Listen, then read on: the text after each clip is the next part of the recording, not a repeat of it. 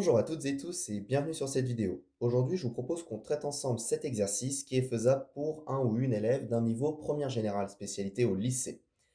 À l'aide d'un changement de variable bien choisi, résoudre les équations suivantes d'inconnu x dans moins pi exclu, pi inclus. Alors, voyons les deux équations qui nous sont proposées. L'idée de résoudre une équation, ça reste toujours la même chose. Il va falloir qu'on isole notre inconnu. Ici, notre inconnu, c'est petit x. Problème, dans la première équation, tout comme dans la deuxième, x est coincé dans respectivement un cosinus carré et un cosinus, et un sinus carré et un sinus. On n'a pas de méthode directement connue pour résoudre de telles équations, comme on fait là dans la première équation pour isoler petit x. C'est pour ça que vient l'idée d'un changement de variable que nous propose l'énoncé, un changement de variable bien choisi. Pourquoi? Parce que avec un changement de variable astucieux, on va pouvoir se ramener à quelque chose de connu dans le cours et qui est abordé en première générale spécialité. Voyons ce que l'on peut faire. Ici, je constate que j'ai une quantité au carré et cette même quantité, je la retrouve sans le carré. En fait, j'ai une quantité ici et son carré juste ici. De même pour le sinus. J'ai ici une quantité sinus et le sinus carré. Et donc, lorsqu'on a une quantité et son carré dans la même équation, l'idée, ça va être de poser un changement de variable qu'on note peut-être généralement grand X. Je vais le noter avec cette couleur-là. Grand X égale, pour la première équation, cosinus de x. Et pour la deuxième équation, par exemple, on va le noter grand Y égale sinus de x. Pourquoi? Parce que, êtes-vous d'accord que derrière, si je mets x au carré, juste ici, eh bien je vais avoir cosinus au carré. Finalement, mon équation, elle va s'écrire x carré plus racine de 3 sur 2 grand X moins 3 demi égale à 0. Et là, on se ramène à une équation polynomiale de degré 2 qu'on sait parfaitement résoudre. Je commence donc la rédaction de cet exercice avec l'équation numéro 1.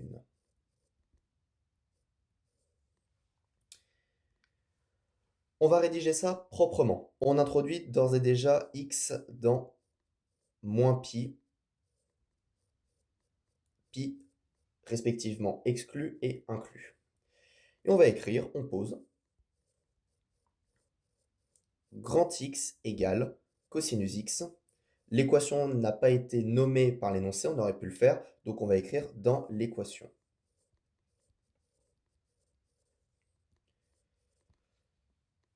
L'équation s'écrit alors, comme je l'ai écrit au brouillon juste avant. On a donc grand X au carré plus racine de 3 sur 2 grand X moins 3 demi est égal à 0. Voici donc une équation polynomiale de degré 2 qui est parfaitement solvable avec les outils qu'on connaît du cours.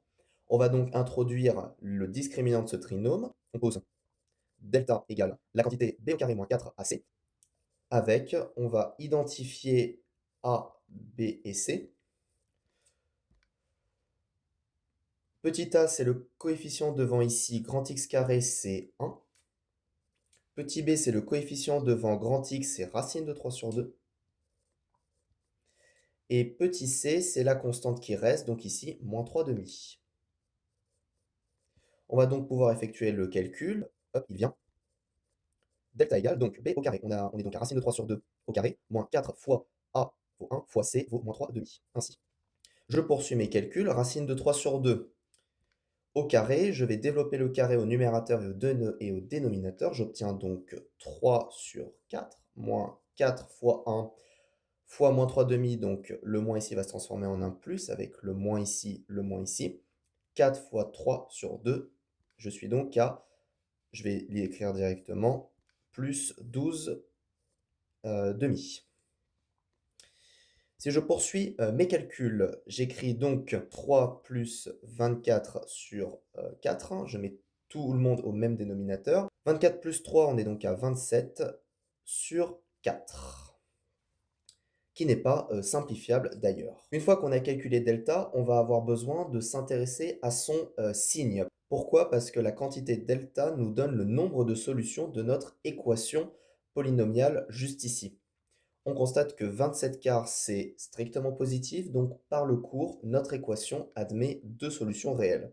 Je l'écris, la quantité delta est strictement positive, donc par le cours, par théorème de résolution d'une équation du second degré qui nous dit ça, donc par le cours, l'équation admet deux solutions réelles, qu'on va donc nommer x1 et x2. Je vais l'écrire ainsi, x1 et x2 tels que, et on va rappeler les formules pour les déterminer. x1, c'est donc moins b moins racine de delta sur 2a, et x2 égale moins b plus racine de delta sur 2a. On a déjà identifié a, b et c, on peut donc poursuivre avec l'écriture de ces formules générales. Et on va tout simplement remplacer moins b. C'est donc moins racine de 3 sur 2, vu que b c'est le coefficient devant grand X. J'écris donc moins racine de 3 sur 2, moins racine de delta, c'est 27 quarts. Donc je vais écrire la racine de 27 quarts. Le tout que divise 2a. Or, a vaut 1, c'est le coefficient devant x carré. On l'a écrit ici. Donc 2 fois 1 égale à 2. Que vais-je faire pour poursuivre mes calculs? Je vais écrire moins racine de 3 moins racine de 27, le tout sur 2. Pourquoi? Parce que, je vais peut-être aller un petit peu vite, je vais l'écrire. Ici, racine de 27, je peux écrire que c'est racine de 27 sur racine de 4, ce qui vaut racine de 27 sur 2. D'où la mise au même dénominateur ici sur 2. Et le tout est sur 2. Je poursuis. Racine de 27, vous pouvez le faire à la calculatrice, mais ça fait 3 racines de 3. Donc on a moins racine de 3, moins 3 racines de 3 sur 2 fois 2 donne 4, vu que ce 2 ici va au dénominateur. Donc 2 fois 2 donne 4. Et donc, moins racine de 3, moins 3 racines de 3, on est donc à moins 4 racines de 3 sur 4. Et donc les 4 ici peuvent se simplifier pour donner finalement moins racine de 3. Ça, c'est notre x1, je le rappelle. On poursuit avec x2, ça va être un calcul assez similaire, mais tout autant fastidieux, je vous l'accorde. Moins racine de 3 sur 2, plus racine de 27, 4, le tout que divise 2. On va essayer d'aller peut-être un petit peu plus vite. On a dit donc que ça faisait moins racine de 3 plus 3 racines de 3 sur 4 cette fois-ci. Et donc, moins racine de 3 plus 3 racines de 3, on est donc à 2 racines de 3 sur 4, autrement dit, racine de 3 sur 2. Bien, on a donc déterminé nos deux solution en grand X. On est d'accord qu'on est toujours dans le cadre d'un changement de variable, grand X égale cosinus X. Notre objectif est toujours de résoudre cette équation en inconnu petit x.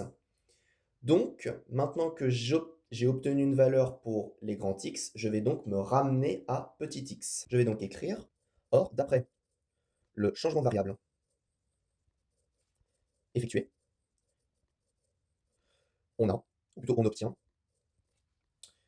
cosinus X est égal à moins racine de 3, ou cosinus X est égal à racine de 3 sur 2. J'ai tout simplement pris les valeurs de mes grands X juste ici, et j'ai tout simplement assimilé les grands X par ce qu'on avait écrit, c'est-à-dire on avait écrit que grand X était cosinus X.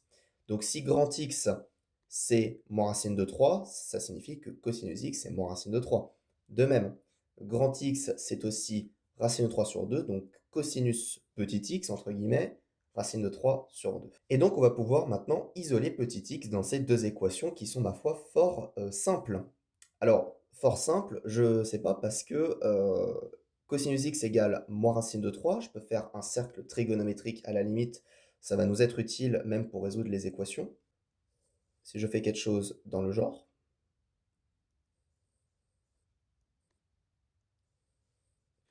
comme ceci, on lit sur l'axe des abscisses les cosinus, justement, et donc on cherche un cosinus x qui vaudrait moins racine de 3.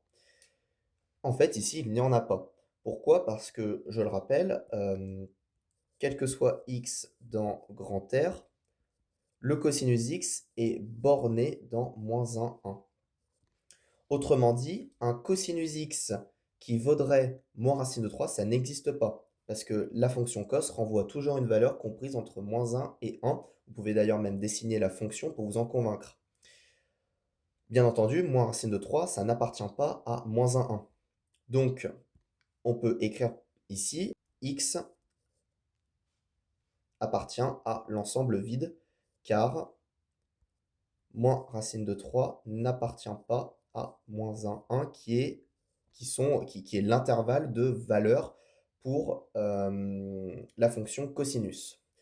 Et donc ça nous donne un premier résultat que je peux encadrer.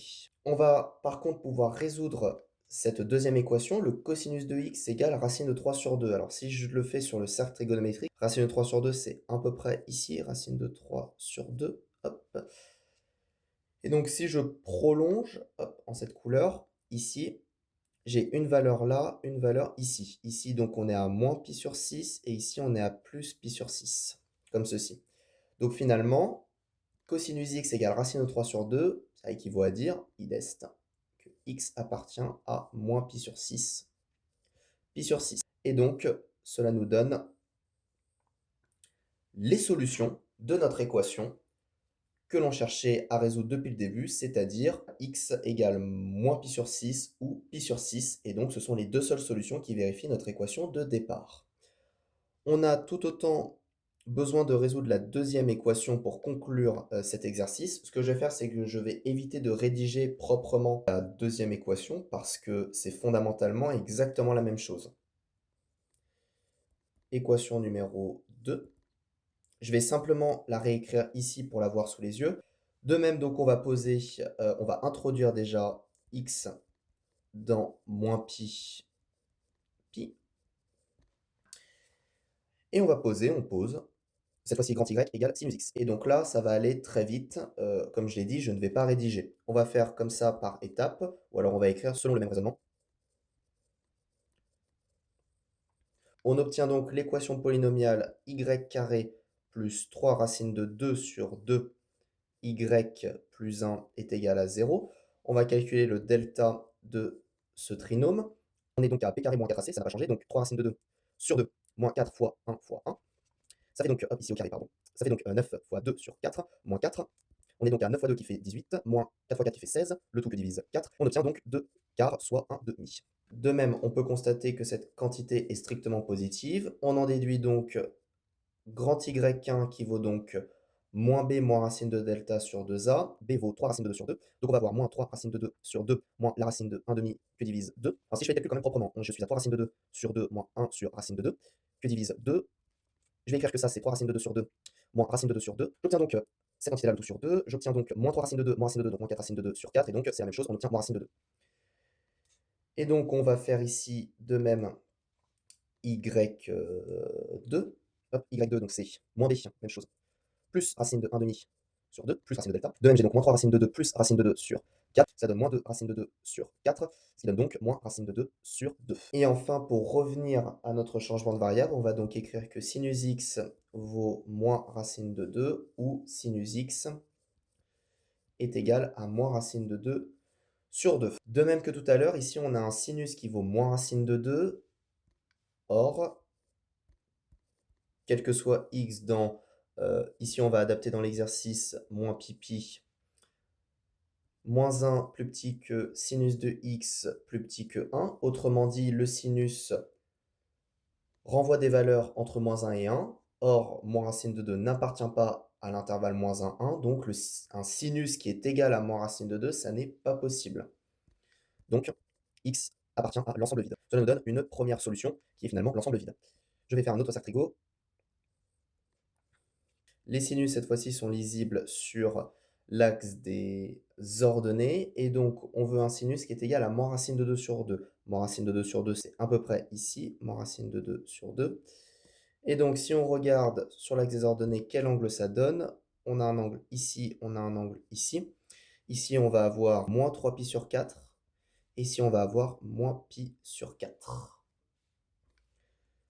Toujours mon idest, x appartient à donc moins pi sur 4 moins 3pi sur 4. Et donc ça nous permet de résoudre notre dernière équation avec donc les solutions qui sont moins pi sur 4 et moins 3 pi sur 4. Je vous remercie en tout cas d'avoir suivi cet exercice. Si vous souhaitez des cours particuliers avec moi en mathématiques, je suis en capacité de vous en donner. Vous avez un formulaire en description. Vous le remplissez, que vous soyez parent d'élève ou élève, et je vous recontacte par mail. C'est une activité qui est déclarée, je le précise. En tout cas, si vous avez aimé cette vidéo, je vous invite à la liker, à vous abonner à ma chaîne YouTube pour me soutenir, c'est très important. Et je vous dis à bientôt pour une prochaine vidéo.